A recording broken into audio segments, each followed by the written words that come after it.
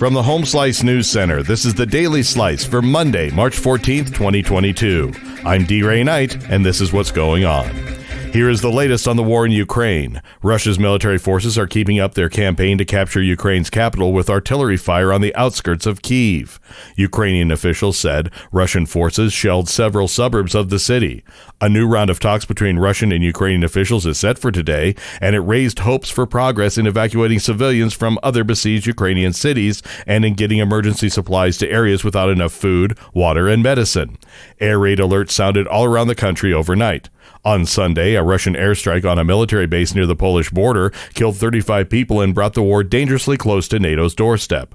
Also, Ukrainian authorities say 2 people have died and 7 were injured after Russian forces struck an aircraft factory. The Antonov aircraft factory is Ukraine's largest and best known for producing many of the world's largest cargo planes.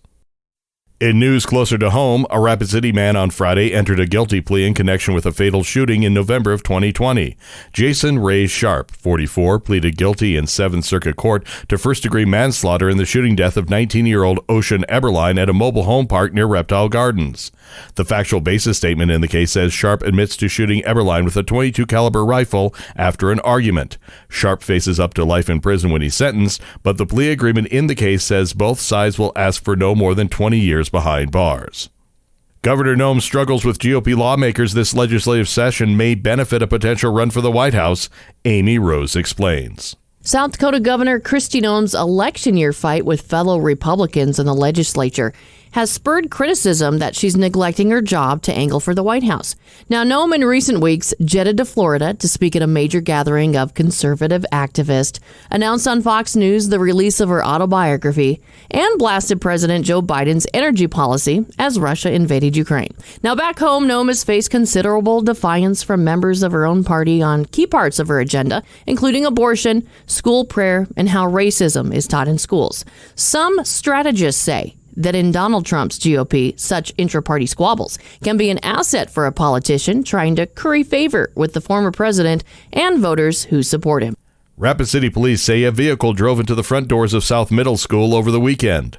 Police were dispatched to the school Sunday morning after receiving the report. Few details have been released, but police say an investigation into the incident is underway. School officials had placed plywood over the hole by Sunday afternoon. In national and international news, Russian President Vladimir Putin appears to U.S. intelligence as angry and frustrated more than 2 weeks into a war that he thought he would dominate in 2 days. But Putin also may be preparing to cause even more violence and destruction in Ukraine. U.S. officials who shared their views in recent days are worried Putin will try to break Ukraine's resistance with escalation, potentially with chemical or biological weapons that can kill far more people. And while the rest of the world reacts to horrific images of the war Putin started, he is insulated from domestic pressure by what CIA Director William Burns calls a propaganda bubble. Meanwhile, Russia is asking for assistance from China in its war in Ukraine. Chrissy Davies has more.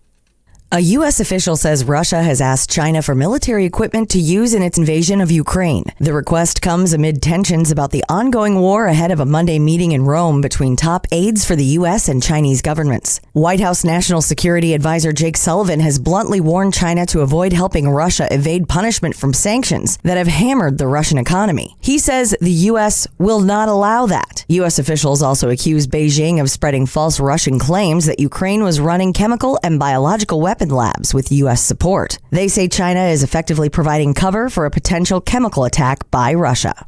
Tom Brady's retirement lasted a whole 40 days. Brady said Sunday he's returning to the Tampa Bay Buccaneers for his 23rd season in the NFL.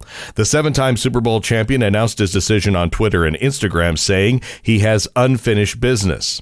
"These past 2 months, I've realized my place is still on the field and not in the stands," Brady wrote. "That time will come, but it is not now. I love my teammates and I love my supportive family.